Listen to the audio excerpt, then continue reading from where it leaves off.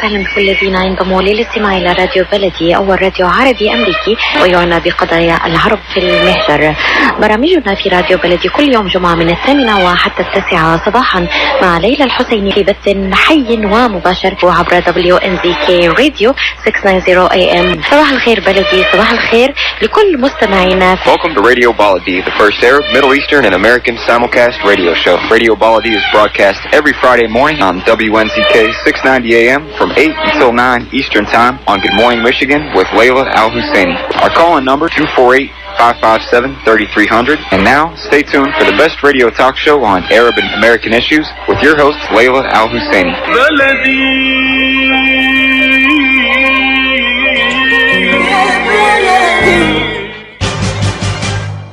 I am Atef Abdel Gawad. Join me the first Friday of each month at 8 a.m. Eastern Time.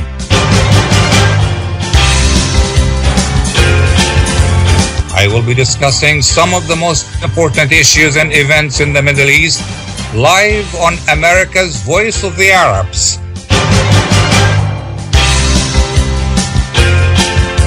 WNZK 690 AM and WDMV 700 AM.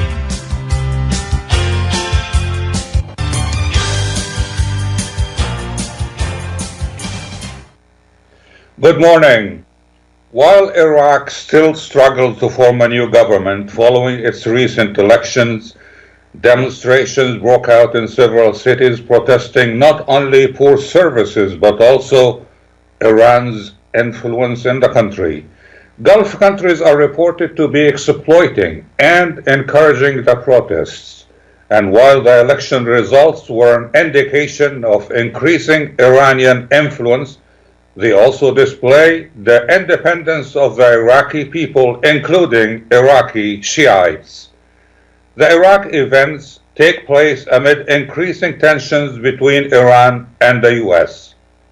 To analyze and discuss the implications of the events for Iraq, the Gulf region, and the U.S., we have with us today for the next hour two distinguished guests who will help us with their in-depth insights. Dr. Ibrahim Kazerooni, Imam of the Islamic Center of America in Detroit and professor at the University of Detroit Mercy, and Dr. Mohammed Alomari, attorney at law and the grandson of former Iraqi Prime Minister Mustafa Alomari. Welcome to both of you, our dear guests, and before we start our discussion, I would like to ask our audience who might be interested in taking part in our discussion, please call us on 248-557-3300. That's 248-557-3300. Now, before we discuss the situation in Iraq, I want our guests, both of them, to give us the reading of two major events. Basically, Iran is reported to be preparing for naval exercises at the Strait of Hormuz. And given the fact that we heard threats from Iran previously to attempt to block the Strait of Bab el-Mandeb, how do you read the naval exercises? Go ahead, Dr. Kazerooni. Let's start with you. Well, good morning to everyone, and good morning to you. Assalamu alaikum to all the listeners. Well, as far as the military exercise, this is not new, as I explained.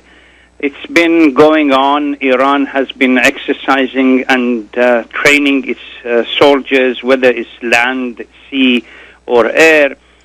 So I don't see anything into it more than usual that Iran saber-rattling in response to the American attempt to strangle Iran's oil production post-Trump's withdrawal from the nuclear deal. At this stage, I don't think, despite the rhetoric, Iran is capable of cutting the movement, the naval movement across the Hormuz, but it remains to be seen. I think Iran might be able to create some kind of challenges or difficulties to the naval passages, but not to the degree that it would be completely shutting down the Hormuz Peninsula or around that area. So I don't see much into it beyond saber-rattling that we are ready. I don't think Iran is intending to do anything at this stage unless they feel pressed and then they have to respond. That response, Hormuz is going to be part of a catalog of responses that they have identified. Once the gloves are off, then they have to protect their own survival. Dr. Mohammed Alomari, can you hear me? Yes. How do you respond? Do you agree? The timing is significant, though. I mean, the tensions with Iran is something that's not new, although the naval exercises are relatively new. You know, there's a lot of sable rattling, and I think at the end of the day, something will be worked out. I mean, President Trump already said that he's willing to meet with Rouhani, you know, without conditions. So I think a lot of it is just political, you know, positioning before any future type of settlement talks. I don't think it'll develop into anything military. We hope it doesn't develop into anything, you know, any military action. Well, I tend to agree with Dr. Al-Omari, but what Dr. Gawad said, because there is no contact, direct line between Iran and United States, there is always the possibility that something is misinterpreted by, or an event is misinterpreted by one party or the other that might lead to escalation. With regard to the Trump's offer of a non-conditional negotiation, that both of my esteemed friends have alluded to it, Dr. Gawad and Dr. Al-Omari, I don't think Iranians are prepared to fall for this, because recently it appeared that during last year's United Nations General Assembly, 8 times American administration asked Iranians that there should be some kind of a meeting, either top level between the two presidents or between foreign ministers, and on all occasions they rejected them. They see the withdrawal from the nuclear deal as the issue. Either United States is prepared to go back to it, and as long as the United States is not prepared to go back to that deal and is not prepared to honor the removal of sanction against Iran, they don't see a face-to-face conversation as to be either meaningful or would produce anything substantive. We have on the line our friend Jerry Habba. Go ahead, Mr. Habba. Thank you, Dr. Atef Abdel Gawad. Good morning. How are you today, sir? I'm good, thank you. How are you? Thank you. Very good. Thank you, Dr. Atef. We miss you. Dr. Atef, I want to say good morning to your two distinguished guests, Dr. Ibrahim Kazerooni and Dr. Mohammed Alomari. My best wishes to them. My question is, Dr. Atef Abdel Gawad, regarding the threat from the Islamic Republic of Iran to block the Strait of Hormuz or Bab el-Mandeb, I do believe, Dr. Atef Abdel Gawad, the history repeated itself. Do you remember in 1967 the war between Israel and the Arab countries, how the former Egyptian president Jamal Abdel Nasser, he threatened to block, you remember, to block the certain area. And I believe his attempt, his threat, it did not exist, did not work. So I just try to say to your guest, did the leaders right now in Iran, they do not remember the experience of Egyptian President Jamal Abdel Nasser to to block the things that did not work. So I just would love to hear their answer, and thank you very much, and God bless you. Thank you, Jerry. And I may add that at the time, the Strait of Tehran that Gamal Abdel Nasser blocked in 1967 was not as vital to the world economy as the Strait of Hormuz and Bab el-Mandab. Dr. Alomari, any comment? Well, the Strait of Hormuz is crucial not only to the United States, to Western Europe, it's also crucial to the Arab countries, Saudi Arabia, Kuwait, the Gulf countries, as well as Iran itself. It is a critical lifeline for many of the economies. And it's not the first time that there's been threats. Threats go back all the way to President Carter's time, throughout Reagan's time. The first Bush, a lot of it is, like I said, is political positioning, to get certain concessions out of the other side. I don't think it's a serious threat. I mean, obviously the countries take it seriously, but I don't think that there's actual realistic possibility of conflict because one country is trying to shut off the Strait of Hormuz. Okay, we will continue our discussion after the break. Hold on. Yeah. Life is a nonprofit charity that's provided humanitarian aid and development to people and communities for over 25 years, regardless of race, color, religion, or cultural background. When disaster occurs here or around the world, Life for Relief and Development rushes in to provide food, medical aid, and shelter to those in need. Please help improve these efforts. Make your tax-deductible donation to Life now at lifeusa.org or call 248-424-7493.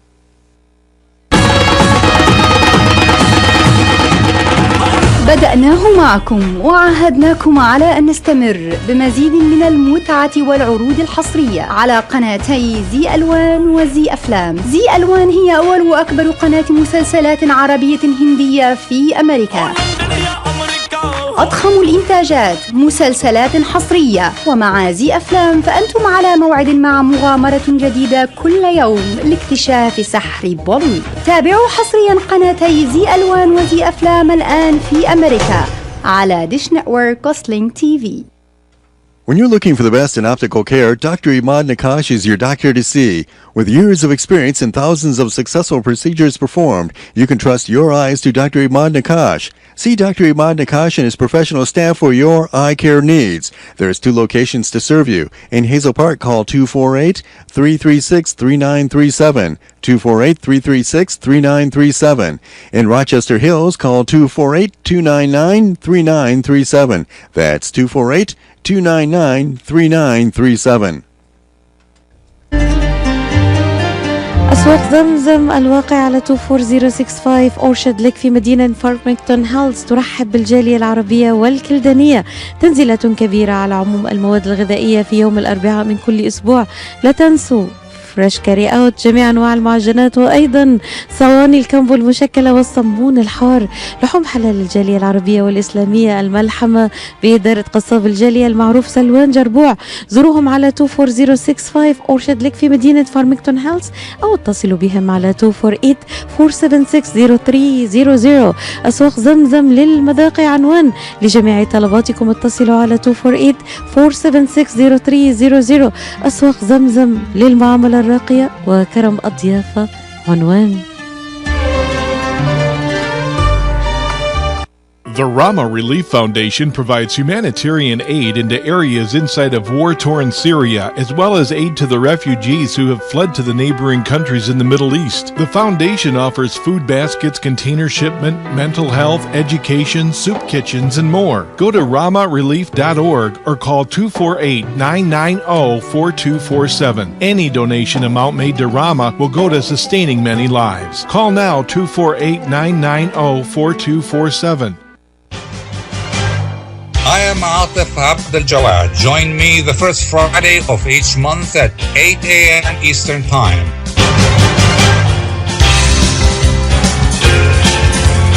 I will be discussing some of the most important issues and events in the Middle East live on America's Voice of the Arabs.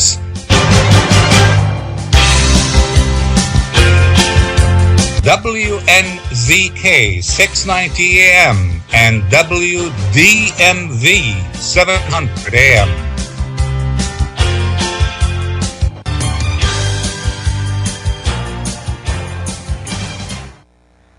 Welcome back to our discussion on Radio Baladi. We are talking about the situation in Iraq and how it relates to Iran and the U.S. standoff. We have with us Dr. Mohammed Alomari and Dr. Ibrahim Kazerooni. Dr. Kazerooni, before the break, you wanted to say something. Go ahead. Yes, I thank the caller for drawing a parallel with the 1967, but there are huge differences. I tend to agree first with Dr. Alomari regarding the narrative or the exercise is more inclined towards what we call local consumption and the Iranian population rather than substantive kind of nature to it.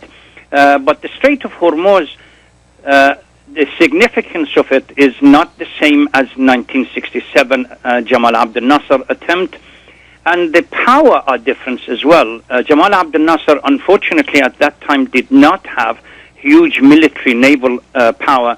Iranians now have it. So with these differences, one has to be mindful of the possibility that they might one day feel threatened to the degree that they have to do something. But I don't believe, like Dr. Alomari, that this is something that is going to happen soon. There might be kind of positioning, everyone is positioning themselves, but again, I agree with him that the United States and Iran, they have been locked into a head-on confrontation since the Iranian Revolution. So the threat against Iran is not new, and the Iranian response to do something, again, is not new. So we have to wait and see. And Dr. Alomari, do you think that Iran will eventually accept Mr. Trump's invitation to sit down for talks? I think at the end of the day, yeah, they will agree to some sort of setup to kind of like what happened with North Korea. I mean, there's a lot of political stances and statements made between President Trump and the North Korean leader until they finally set up the summit, and until a few days before the summit was kind of off and on.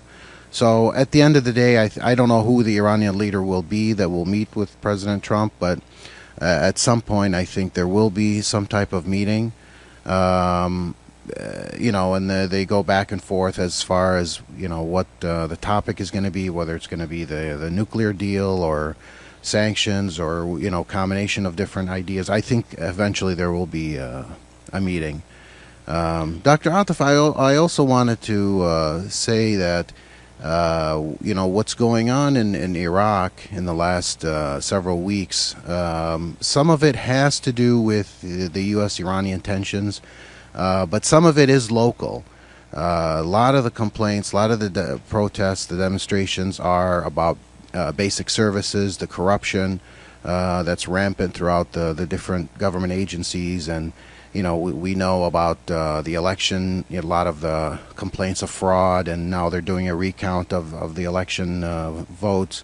So I think some of it, yes, is influenced by the U.S.-Iran tensions, but a lot of the reasons for the protests are local, specific to Iraq.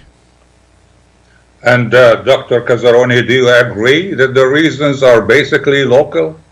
Well, I see both. I tend to agree with, again, the idea presenting Iraq or Iraq's problem or paralysis purely in the context of confrontation between the United States and Iran, or in the regional context, the rivalry between Saudi Arabia and Iran, does not reflect or does not give us the in-depth understanding of what's going on in Iraq. Certainly, the role of the colonial power, United States, and the dysfunctional set of government that was imposed on the Iraqis clearly has a role to play, because and the role of United States and the regional powers.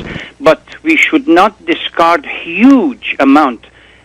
Since 2010 and 11, huge amount of money and corruption, nepotism, and dysfunctionality exist. I have seen pictures of schools in Najaf, Karbala, the places that I grew up. I have visited these sites, taken picture of them. Unbelievable corruption and nepotism.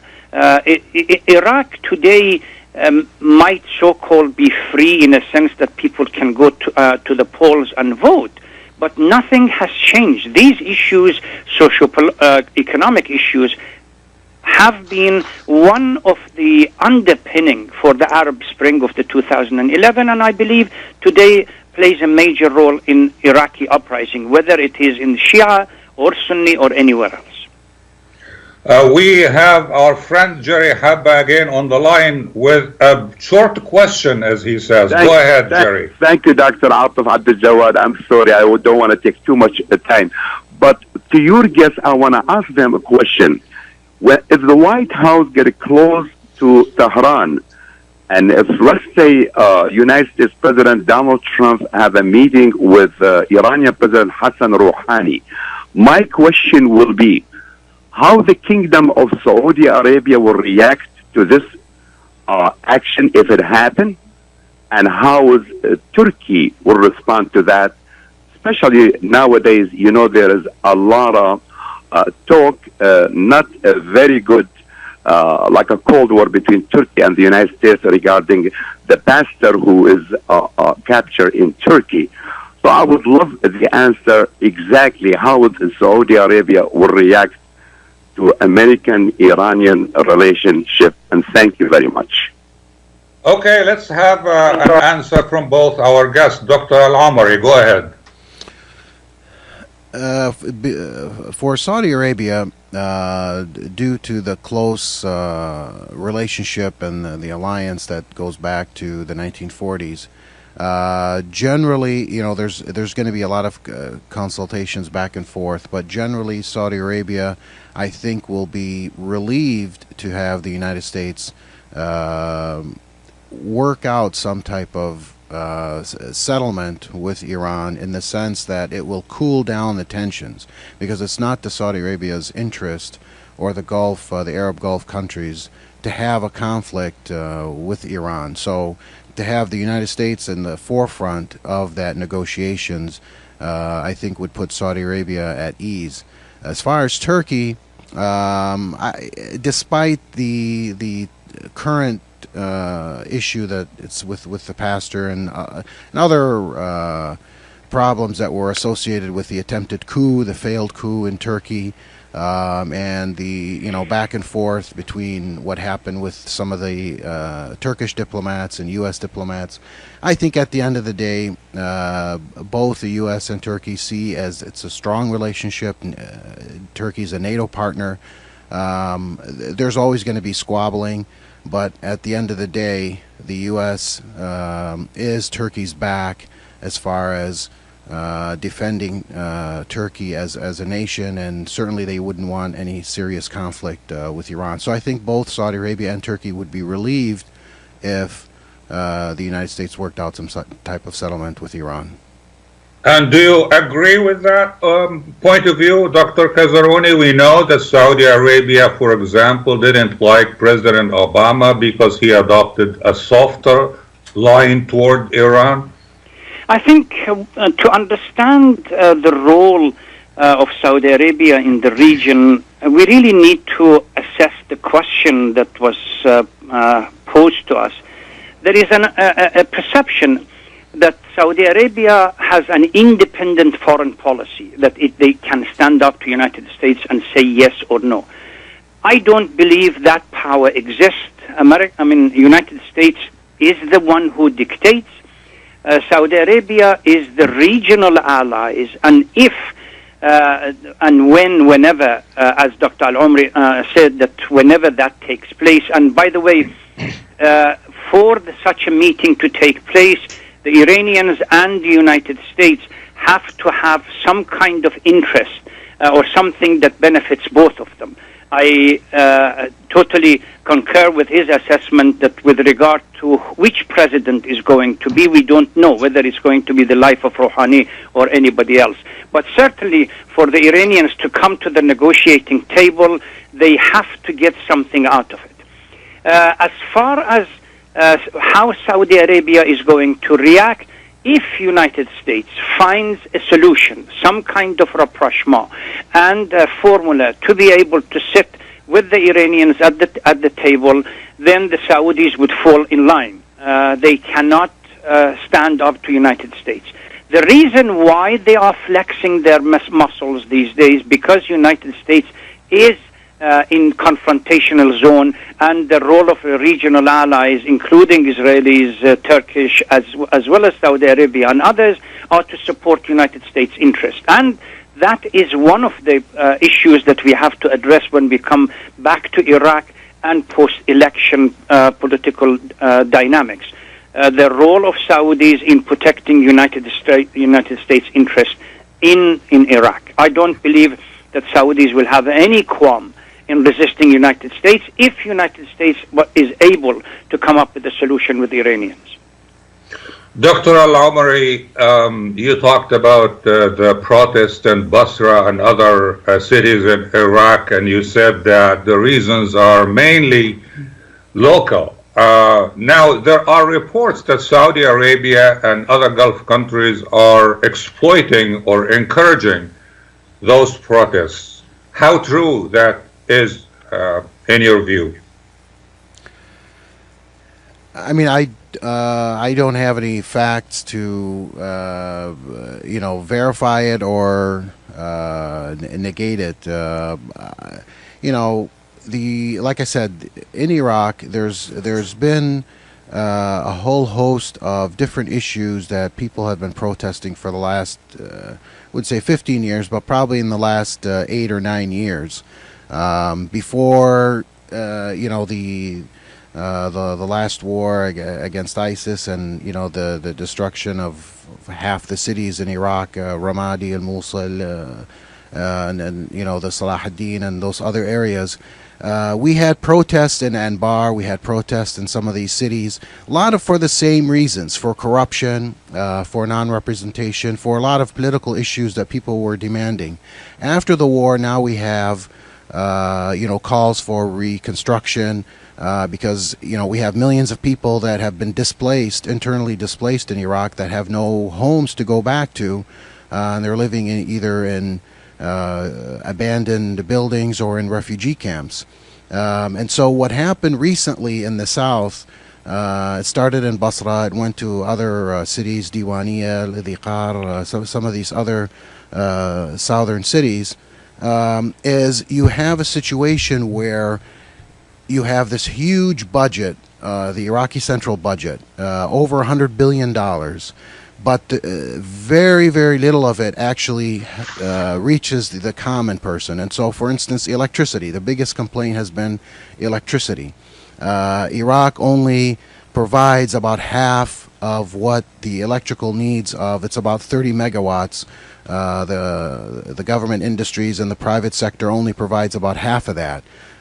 In addition, in Basra, you have the problem of the salt in the drinking water, and so they don't have enough drinking water, and people are actually leaving their homes to go to other places to get drinking water because the desalination projects have been abandoned, the water purification projects have been abandoned.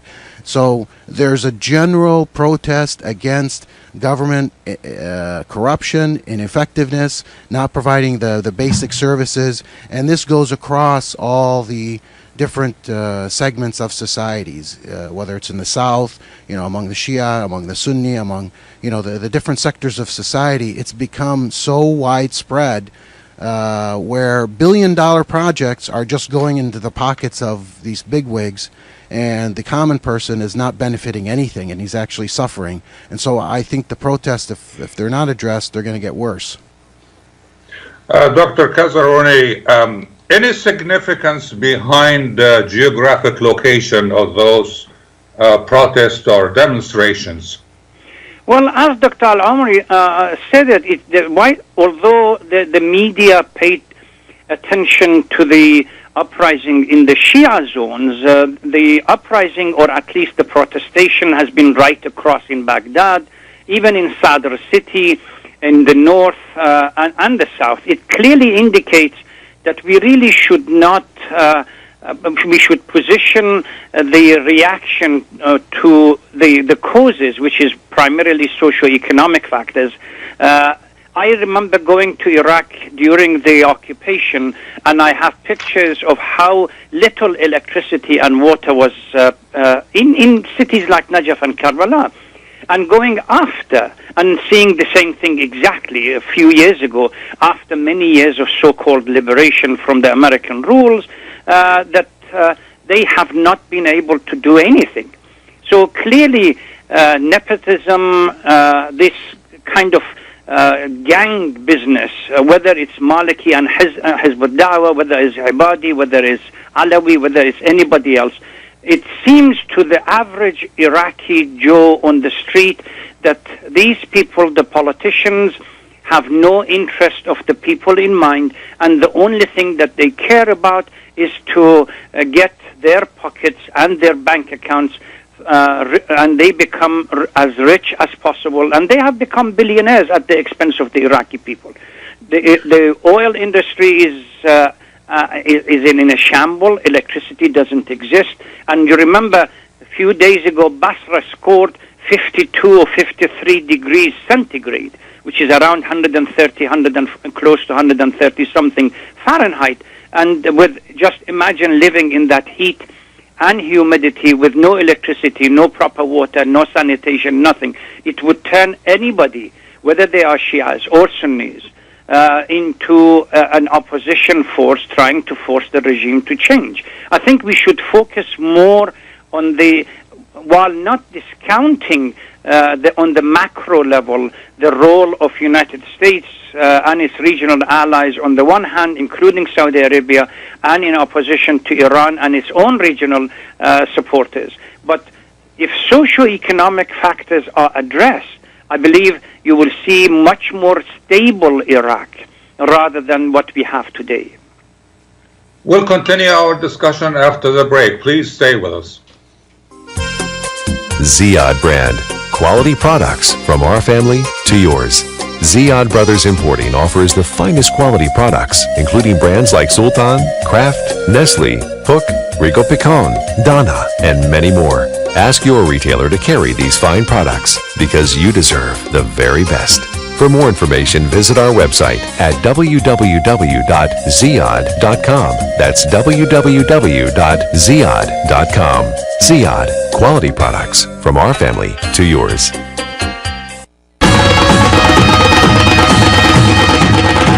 بدأناه معكم وعاهدناكم على أن نستمر بمزيد من المتعة والعروض الحصرية على قناتي زي ألوان وزي أفلام. زي ألوان هي أول وأكبر قناة مسلسلات عربية هندية في أمريكا.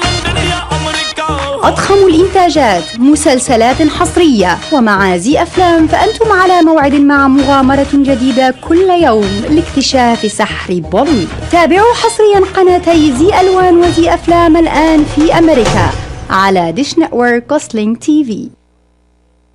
When it comes to reproductive medicine, IVF Michigan Fertility Centers are the recognized leaders. With locations in Bloomfield Hills and 5 other cities in Michigan and Ohio, IVF has experts in all aspects of the field. As a founding member of IVF Michigan Fertility Centers, Dr. Nicholas Shama is one of the leading reproductive endocrinologists in Michigan and Ohio. Dr. Shama has performed over 10,000 IVF cases and has helped thousands of couples fulfill their dreams of parenthood. American board certified in both obstetrics and gynecology and reproductive endocrinology and infertility, Dr. Nicholas Shama is a very caring, compassionate, expert physician that understands not only the medical but also the emotional toil of infertility on his patients. When it's time, get personalized care from Dr. Nicholas Shama at IVF Michigan Fertility Centers in Michigan and Ohio. Call toll-free 855-952-9600, 855-952-9600.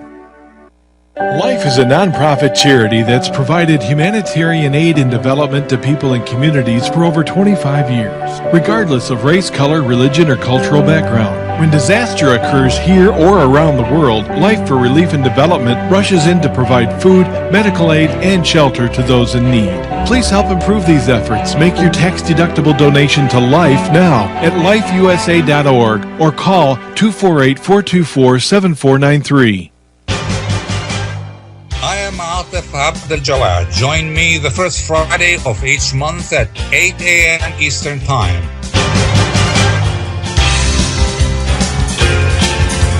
I will be discussing some of the most important issues and events in the Middle East live on America's Voice of the Arabs.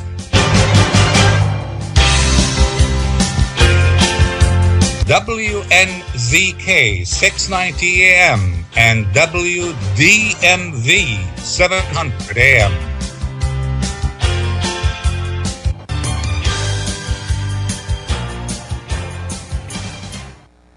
Welcome back to our discussion on Radio Baladi. We are discussing the situation in Iraq and how it relates to the U.S.-Iran standoff. With us are two distinguished guests, Dr. Ibrahim Kazerooni and Dr. Mohammed Alomari. And Dr. Alomari, you talked before the break about $100 billion in budget money, and yet you also talked about poor services, local reasons, and I want to ask you about one of those local reasons behind the protests, sectarianism. And I've never been to Iraq, but I'm told that until recently, Shi'is and Sunnis, there were intermarriages between the two communities. The relationship was excellent. Why did it change? You know, for the longest time, there was a lot of intermarriage. A lot of the major tribes in Iraq are cross-sectarian. There's, the major tribes in Iraq have both Sunni and Shia in their, within the tribes themselves. And there are a lot of intermarriage. And, I can say that my own personal experience, I have many relatives who have these intermarriages.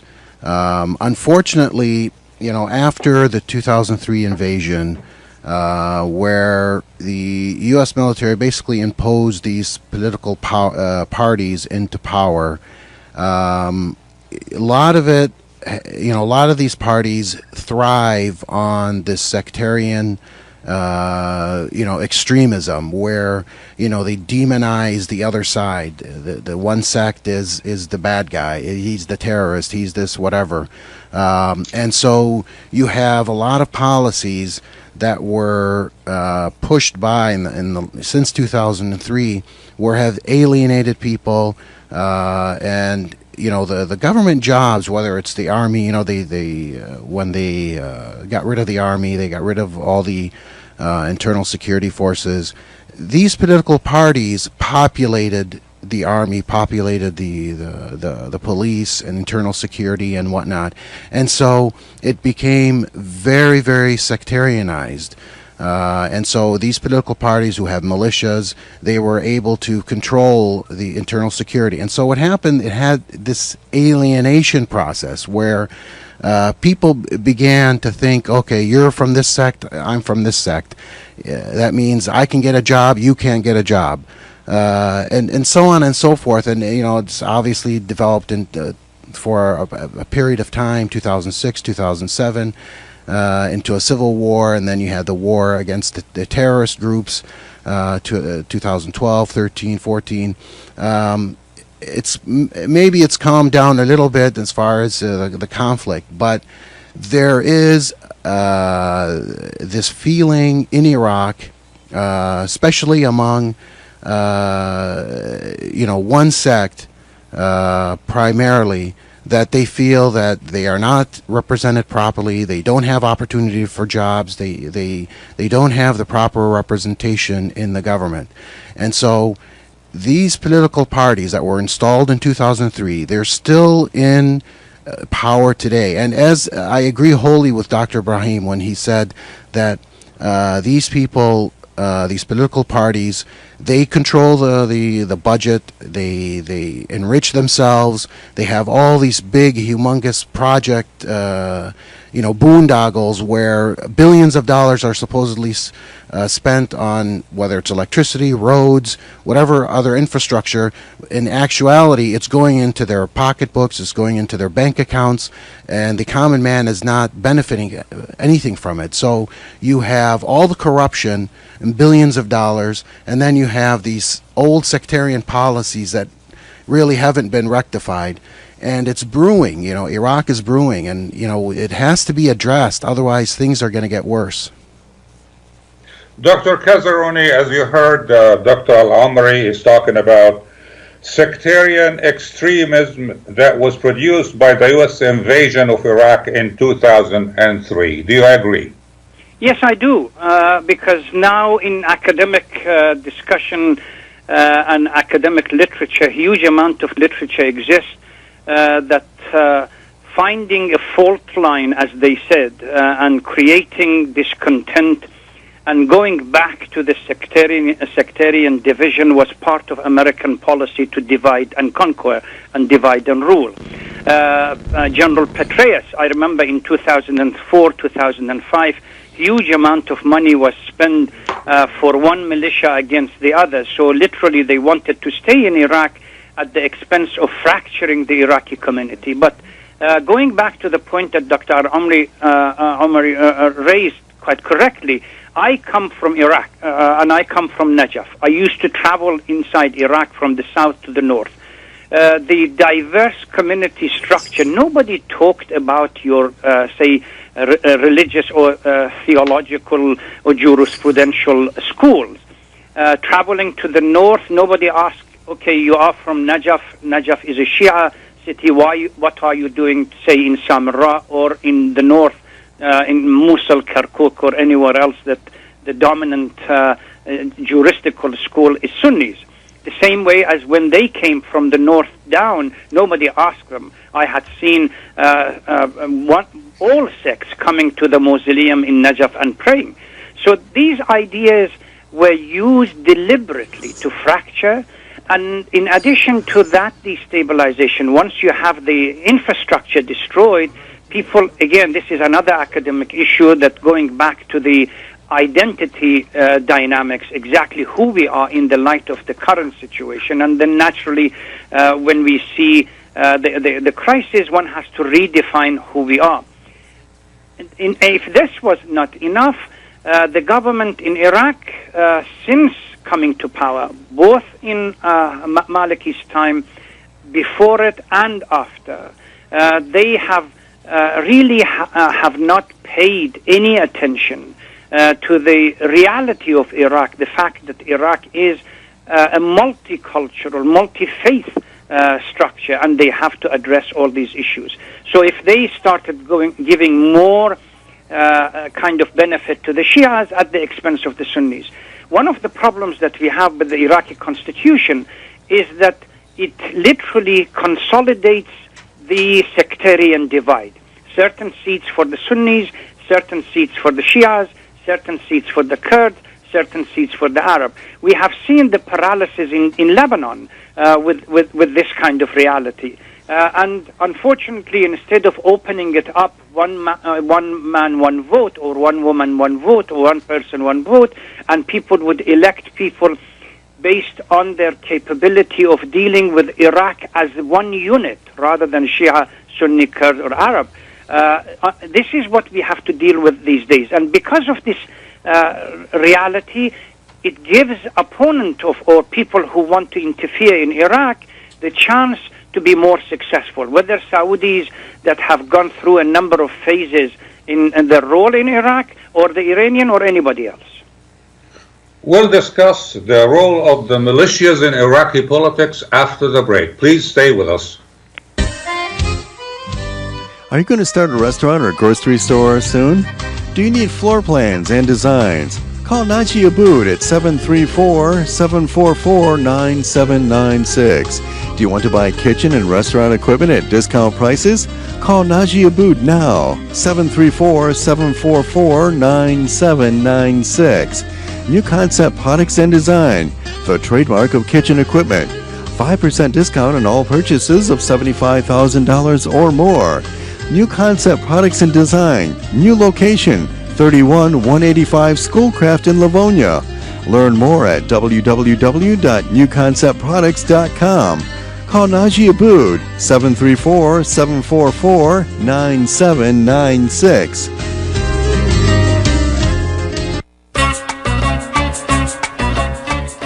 قشات ميديترينيان ماركت بإدارة سهر قشات وأولاده يرحبون بالجالية العربية والكلدانية. جميع أنواع المواد الغذائية، البان طازجة، الكرزات والبهارات الطازجة.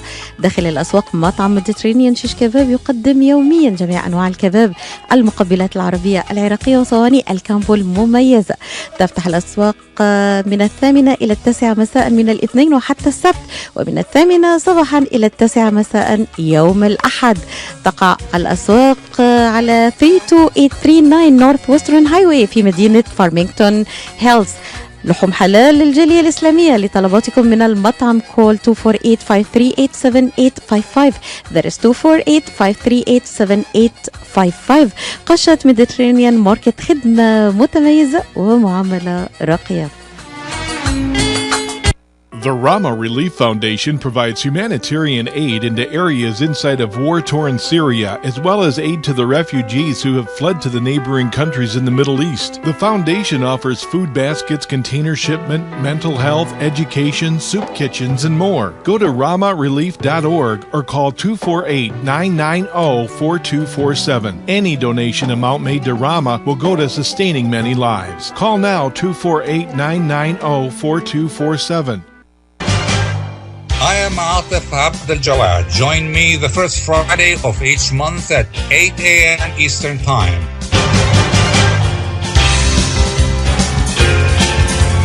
I will be discussing some of the most important issues and events in the Middle East live on America's Voice of the Arabs.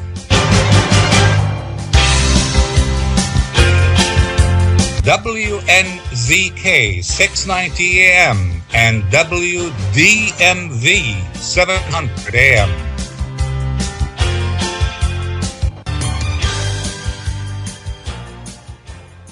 Welcome back to our discussion on Radio Baladi. We are discussing the situation in Iraq, and we have with us on the line a friend, Mr. Nahmo. Please introduce yourself and go ahead. Hi, my name is Imam, and I'm an author and journalist. My thing is, so they were talking about the issues in Iraq, and aside from the sectarian, I think what goes even further than that, and what's rooted in the Arab culture, is a very tribal culture that impacts everything from family relations to governance and conflict. And this is something that I think that's even deeper. And so we tend to see the same patterns happening in the Arab world. And yes, the effect of the 2003 war were great and tremendous. However, if you go back before that, which in my writings and my research, I mean, this has been going on for hundreds of years. Even the 1958 revolution, when Abdul Karim Qasim, they killed the King Faisal and his family in a very brutal way. And it just seems that this is a pattern that is in a culture that is rooted, not just hundreds, but like thousands of years that we need to also look at, because we're seeing the same patterns, and not just in Iraq, but other parts of the Middle East. Who would like to handle that question or that comment? Dr. Omari?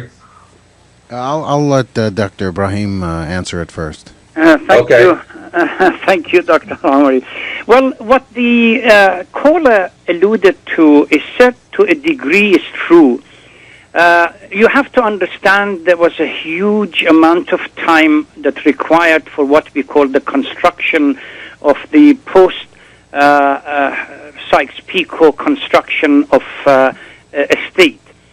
But once you break down the secular state that represented since the coming to power of the first Faisal up to Saddam's brutal regime, once you deconstruct and remove the basis of that people go back certainly to the original structure that they feel confident and can be protected. So in some rural areas, we definitely, where the influence of tribe is stronger, so they go back to the tribal structure. But if you go at least to 1920s up to 1970s and 1980s, while tribes had some kind of influence in certain parts, but the rule and the role of a state in Iraq became stronger, and tribal politics to a degree did not exist. Now come 2003 and the invasion of Iraq, particularly in the brutal way that it was done, with thousands and millions of people losing their lives and being dispossessed inside Iraq and outside Iraq. So people go back to the drawing board. Who are we? And naturally, if there is no Iraq as a state to protect them, whether it is religious sectarianism or whether it is tribal structure, we go back to the crafting kind of stage, and these are ideas that come back to become prominent in the reconstruction of the identity of the Iraqis. I totally agree that there is a role for it, but I think that role was minimized over the time. Now we're going to go back because of dysfunctionality of the state, dysfunctionality of the government, and there are no other alternative but to go back to the tribal rules. Thank you, Dr. Kazerooni, for the answer. In the little time left, I would like to turn our attention to the role of the Iraqi militias in politics. And Dr. Omari, a few minutes ago, Dr. Kazerooni said something about how the Iraqi constitution consolidates sectarian divide in Iraq. And I want you to look at the results from the recent Iraqi elections. We have Hadi al-Amiri and his coalition in second position as winners in the election. How do you read that in light of this divide that we are talking about? Well, the rise of militias, was encouraged after 2003. In 2003, the U.S. Under Paul Bremer dismantled the Iraqi army, which was really was probably one of the worst decisions ever made. I mean, the Iraqi army was a professional institution that was established by the British in 1921, and even through the different changes in government, I mean, 1958. There was a coup d'etat, a revolution that changed Iraq from a kingdom to a republic. The army wasn't disbanded. The different dictators that came after that didn't disband it. Even in Iran, neighboring Iran, when you had the Shah overthrown and then replaced by the Islamic Republic, they did not dismantle the Iranian army. I mean, the leaders were taken out, the military leaders were taken out, but to dismantle this professional institution which keeps law and order in Iraq was one of the worst decisions made at the time. And so what happened is the militias have come in to fill that void, because when you don't have a professional army, the militias came in. Later they established a new Iraqi army, and the militiamen took a lot of those positions. And so the militias have a strong base in Iraq because they're always tied to a political group, and the political group that's tied to the militia is in the parliament, it's in the government. And so when they run in the elections, even though they were the militias were supposedly banned from running during the elections, nevertheless they ended up running anyway, and they won all these seats because they are filling a void. Some people feel that, okay, well, I'd rather have a militia group be elected than somebody I don't know, or some other groups that think won't bring law and order to the country. So it's the leftover legacy of the 2003 invasion and the bad decisions that were made and the militias, some of them have been integrated into the army, some of them have been integrated into this popular force, al-Hashd al-Shabi as they call it. And so they have the semi-official classification, but in the end, they're only serving their own political party. They're not serving the general public. The discussion is fascinating, but unfortunately I have to conclude the program right now. Many thanks to Dr. Mohammed Alomari and Dr. Ibrahim Kazerooni. And I will see you again the first Friday next month. Have a good weekend. Thank you very much. Thank you.